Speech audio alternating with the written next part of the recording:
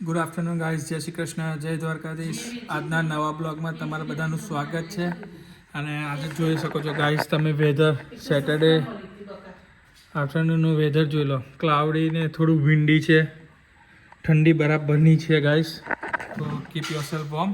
અને આજે તો શનિવાર છે, ગરબા દિવસ છે.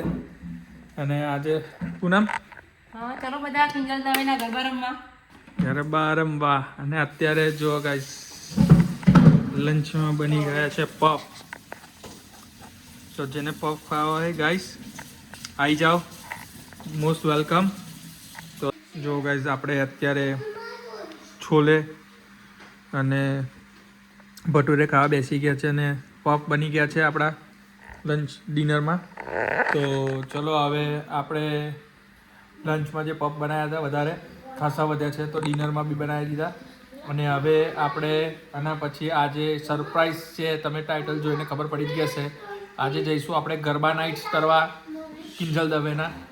તો બને રહેજો, હું બી બતાવીશ. ત્યાં રેડી થઈને જઈએ છીએ તો કઈ રીતે ફટાફટ આપણે જમી અને પછી નીકળીએ થોડી વારમાં રેડી થઈને.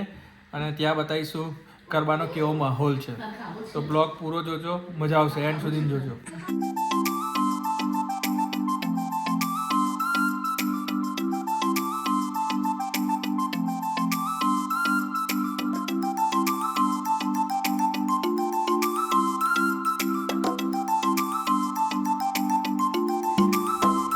જો ગાઈસ તમે જોઈ શકો છો અત્યારે અમે લોકો ગરબામાં આવી ગયા છે અને તમે ક્રાઉડ જોઈ જ શકો છો અત્યારે કિંજલ દવેના ગરબામાં કેટલી ભીડ છે.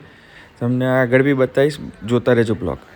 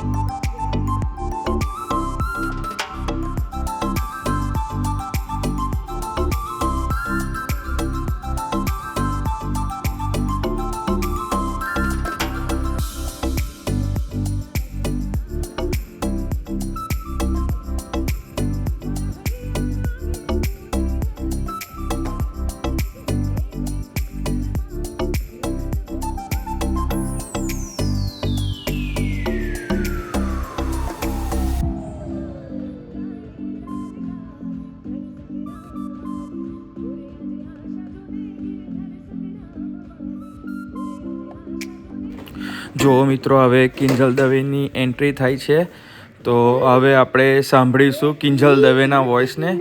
તો જોતા રહેજો ગાઈસ.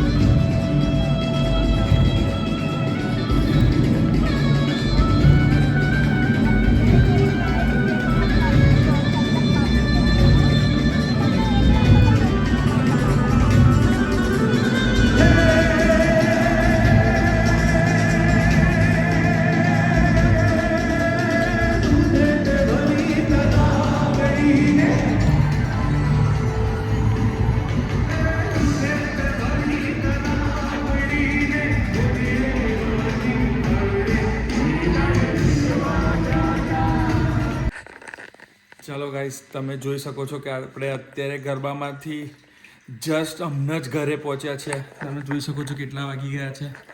તો આઈ હોપ કે તમને આજનો બ્લોગ ગમ્યો હશે, અને આવા જ સારા સારા વિડીયો જોવા માટે મારી ચેનલ લાઇક કરો, શેર કરો, સબસ્ક્રાઈબ કરો. અને જે બી નવા યુઝર્સ હોય પ્લીઝ સબસ્ક્રાઈબ કરો, શેર કરો, કોમેન્ટ કરો કેવો લાગે મારો બ્લોગ. તો પછી આ બ્લોગનું એન્ડ આપણે હવે અહીંયા જ કરશું. તો મળીએ કાલે એક સારા નવા બ્લોગ સાથે. ત્યાં સુધીને ગુડ નાઇટ, જય Shri Krishna, good bye, thank you.